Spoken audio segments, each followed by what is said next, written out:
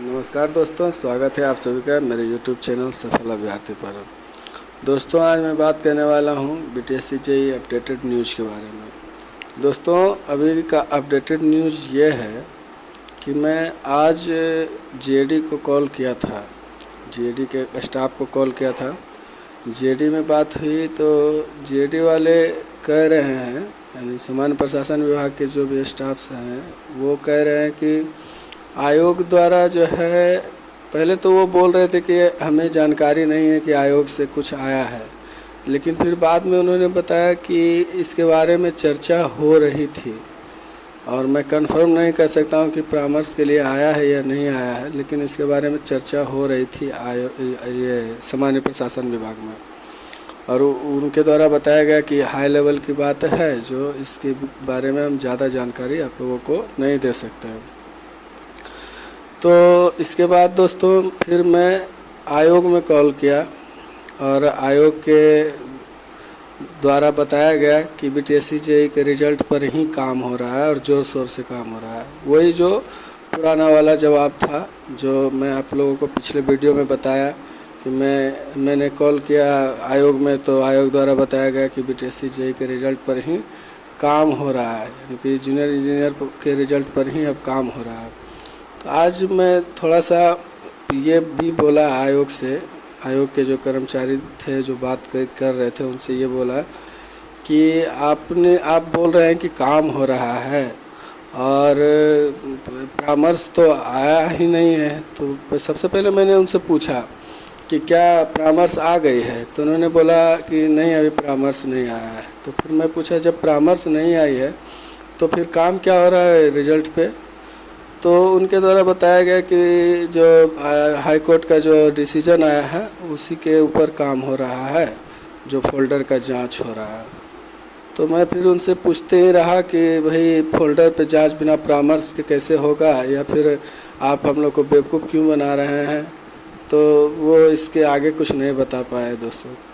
तो मैं दोस्तों आप लोगों को बता दूं कि अभी तक जो है JD से जो है परामर्श नहीं आया है आयोग को, और आयोग अभी BTSC JEE के रिज़ल्ट पर कोई भी काम नहीं कर रहा है, सिर्फ हम लोग को बहला रहा है।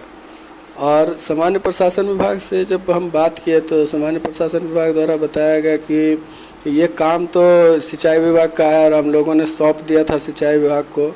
अब पता नहीं आयोग जो है क्यों हम लोगों के ऊपर फेंक रहा है, क्योंकि हमने तो सिंचाई विभाग को बोला था कि संशोधन करके जो नियमावली वो देंगे उसके आधार पर आपको कार्य करना है।